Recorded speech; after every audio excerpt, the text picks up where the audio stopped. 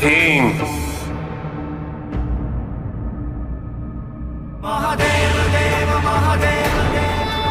ये क्या करने जा रहे थे तुम?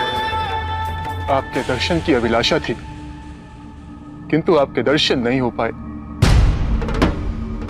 तो मैंने सोचा फिर इन नेत्रों की क्या आवश्यकता।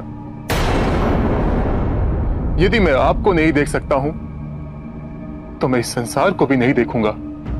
और तुम इसे भक्ति कहते?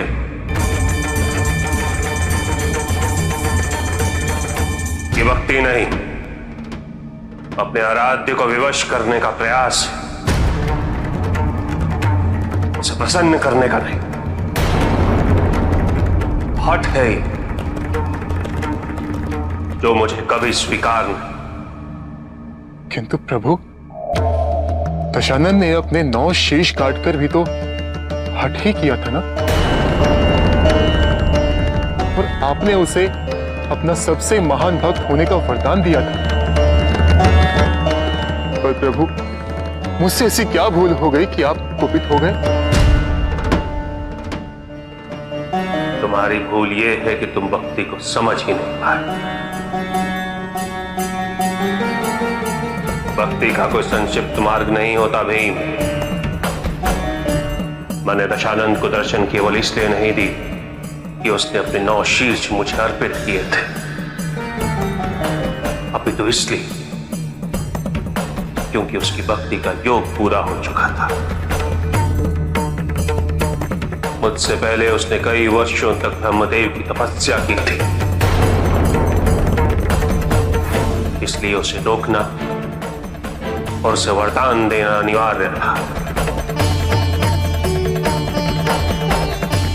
एक दशानन का उदाहरण लेकर तुम ऐसा करने जा रहे थे।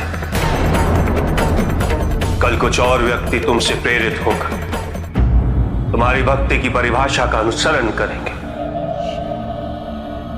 और धीरे धीरे समस्त संसार में सभी भक्ति का मूल अर्थ भूल जाएंगे। ये उचित नहीं। यह शरीर तुम्हें ईश्वर ने दिया है, क्या अधिकार है तुम्हें इसे क्षति पहुंचाने का? मैंने कभी भी अपने भक्तों को ऐसे कष्ट उठाने हेतु प्रेरित नहीं किया। मैं तो केवल एक बेलपत्र पे भी खींचा चला था। मेरी श्रद्धा सच्ची होनी चाहिए। मेरे भक्तों को यह समझना चाहिए कि मैं उनको दर्शन उनकी इच्छा अनुसार नहीं, अपितु उनकी आवश्यकता अनुसार देता। से भूल हो गई प्रभु। मेरी इच्छा थी कि शीघ्र ही आपके दर्शन पा सकूं।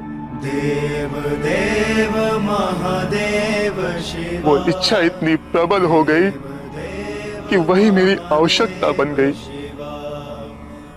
मुझसे प्रतीक्षा नहीं हो रही थी प्रभु, मैं अधीर हो गया था।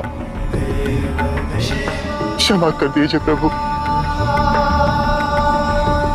मुझे इस बात का तनिक भी बोध नहीं था कि आपके प्रति मेरी भक्ति का कैसा अनुपयुक्त उदाहरण स्थापित करने जा रहा था मैं। मुझे आपसे कोई वरदान नहीं चाहिए था, केवल आपके दर्शन करना चाहता था मैं। तुमने जिस मार्ग का चयन किया है, भले ही वो उचित नहीं है भी,